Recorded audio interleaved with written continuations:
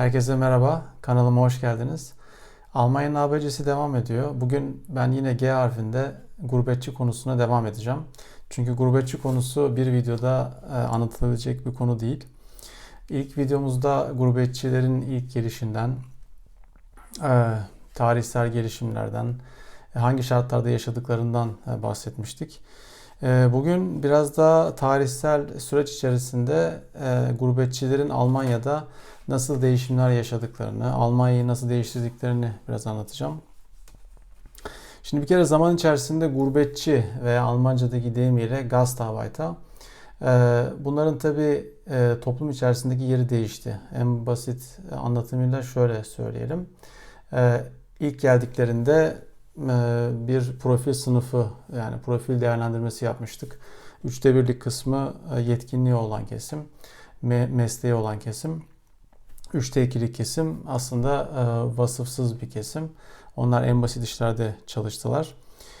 Zaman içerisinde tabii bir sınıf atlama yaşandı. Tabii bu sınıf atlamada gelen insanların yetkinliğinin olup olmaması önemli bir rol oynadı. Bunun en basit örneği mesela şu an halihazırda Cem Özdemir. Cem Özdemir Almanya'da şu an bir bakan, Tarım Bakanlığı yapıyor. Yeşiller Partisi'ne üye. Kendisinin anne babası yetkinlikle gelmiş insanlar. Onlar yanlış hatırlamıyorsam ikisi de diş doktoruydu. Baden-Württemberg bölgesine yerleştiler ve orada Cem Özdemir yetişti. Ve şu an Almanya'nın çok önemli politik insanlarından bir tanesi. Dolayısıyla aslında geçmişlerinden bağımsız olarak yavaş yavaş toplum içerisinde bir yükselme, bir sınıf atlama yaşandı. Bu sınıf atlamanın aslında tepkilerini farklı farklı yerlerde görebiliyorsunuz. İnsanların kafasındaki o stereotip denen kalıplardan sınıfın nasıl atlandığını da aslında anlayabiliyorsunuz. İlk gelen insanlarda muhtemelen daha basit şartlarda yaşama, işte biraz Anadolu geleneklerini beraberinde getirmeyi gösterme ve buna bağlı stereotipler belki insanların aklında vardı.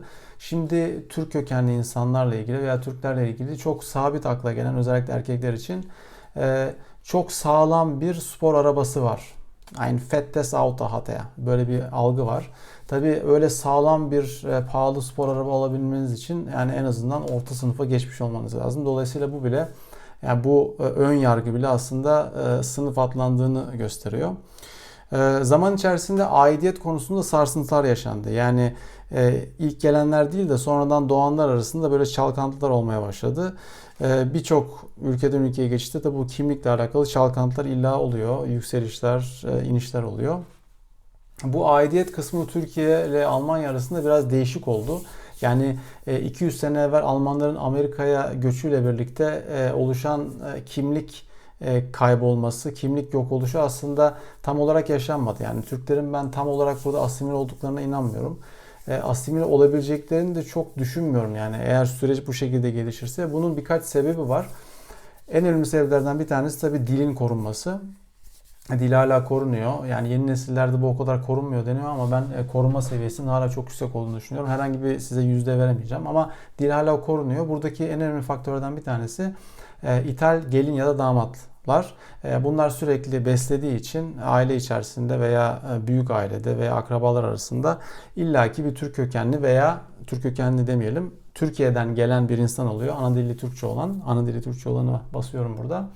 Onlar bir şekilde o cemiyetler içerisindeki Türkçeyi koruyorlar. Daha önceden Almanya'da olanlar oluyor. Belli bir yaştan sonra gelenler oluyor. Benim gibi ben 32 yaşında Almanya'ya geldim. Dolayısıyla dil bir şekilde korunmaya devam ediyor. O dil korundukça da bence aidiyet kısmen korunmuş oluyor. Tabii bu Türkçenin korunmasıyla ilgili olarak ben daha önce hem Almanca'nın çok iyi öğrenilmesi hem de Türkçenin korunmasıyla ilgili. Çünkü herkesin gönlünde bir çift dililik var. Ama daha önce de belirttiğim gibi çift dililik aynı zamanda bir mayın tarlası. Bunu aklımızdan çıkarmayacağız. Ne zaman mayın tarlası? Tabii ki her şartta mayın tarlası değil. İyi yönetildiği zaman çift dililik çocuklara katılabilecek, insanın kendi hayatına katabileceği en güzel şeylerden bir tanesi. Ama iyi yönetilmediği zaman ne yazık ki bir mayın tarlasına dönüşebiliyor. Bunu aklımızdan çıkarmayacağız. Dil öğrenimiyle ilgili özellikle Almanca ve çift dillikle ilgili 2 ya da 3 tane videom var. Oradaki ayrıntılara dikkat edin lütfen. Onlara tekrar girmeyeceğim. Burada başka konulara odaklanmak istiyorum.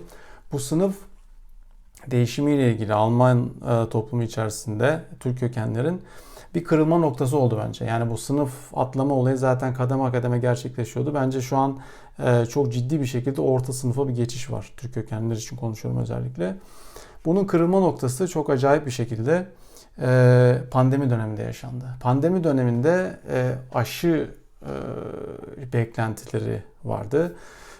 İşte nasıl aşı bulunacak, insanlar nasıl korunacak, nasıl kurtulacak derken bir anda BioNTech firması ortaya çıktı. Yani BioNTech firmasının ortaya çıkışı ve firmanın kurucuları Uğur Şahin ve Özlem Türeci, karı koca, ikisi de Türk kökenli. Aşının mucidi Uğur Şahin, yani Almanya'daki aşının mucidi, BioNTech'in kurucusu Türk kökenli bir insan. Bunun gerçekleşmesiyle birlikte bence bir kırılma noktası oldu. Yani bu artık bence yani o bizim bilimsel konuşmalarda söylediğimiz irreversible, yani irreversible, geri döndürülemez bir şekilde tepkimeyi bir yöne savurdu. Bunun tabii birkaç etkisi var. Nedir bu etki? Türk kökenlerle ilgili onların kendileriyle ilgili hisleriyle ilgili olarak inanılmaz bir özgüven patlaması yaşandı bence. Yani bu dilsel olarak kendini gösterdiğinde insanlar bence kendilerini artık bu toplumda daha da rahat hissedeceklerdir. Bunu da kullanmalarında bence bir sakınca da yok. Burada bir gurur meselesi yapmaya da bunu gerek yok ama ne olduğunu da söylemekten çekinmemek lazım. Almanya'daki aşıyı Almanya'da bir pandemide kullanılan ve milyonlarca insanın korunması için kullanılmış olan aşıyı Türk kökenli bir insan buldu. Dolayısıyla bu bir kırılma noktasıydı. Bunu bir istisnai örnek olarak görmemek lazım. Uğur Şahin, Özlem Türeci bunlar istisna değil. Bunlar sadece ön planda, perdenin ön tarafında gördüğümüz insanlar. Onlar gibi on binlerce, yüz binlerce insan var. 4 milyona yakın Türk kökenli insan olduğunu unutmayın Almanya'da. Çok ciddi meslek sahibi, önemli seviyelere gelmiş çok fazla Türk kökenli insan var. Bu aynı zamanda Türkiye için de çok önemli bir şans. Bunu unutmamak lazım. Çünkü bilgi birikim, uzmanlık, ehliyet, bunların hepsi eğer düzgün bir şekilde yönetilirse iki ülke arasında ve bu insanlarla ilgili olarak iletişimler kurulduğunda çok ciddi bir şekilde bu bilgi birikimini Türkiye'ye aktarmak mümkün. Halihazırda zaten bizim farkımızda olmadan aslında akan birçok bilgi birikimi var Türkiye'ye. Bunu söylemek lazım. Aklıma gelen mesela tıp konusunda doktorlar arasında Dilek Gürsoy var.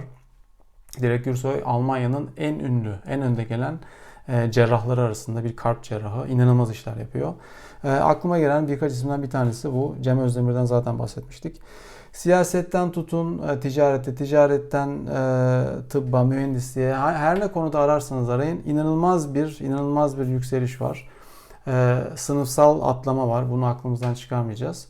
Bunun üzerine bir de en son 5-6 senede gene pandemiyle yakın dönemde diyebiliriz. Pandemiyle birlikte Türkiye'den yetkin insanların gelişi başladı. Yani son gelen dalga tabii ki sayı 1960'larda 70'lerde gelenler kadar değil. Bunu söylemek lazım. Sayı çok az da olsa yetkin insanlar yoğunlukla geldiler son 5 senede Almanya'ya, Türkiye'den.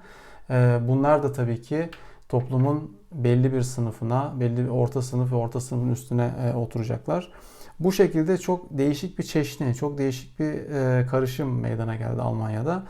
Ben önümüzdeki yıllarda bunun hem Türk kökenli insanların dayanışması için, hem Almanya ile Türkiye arasındaki ilişkiler için, hem Türkiye'nin bazı konularda gelişmeye ihtiyacı olduğu konularda faydalanacağını düşünüyorum ve bu konularda insanlara, bu toplumlara, ülkelere faydası getireceğini düşünüyorum bu değişimin.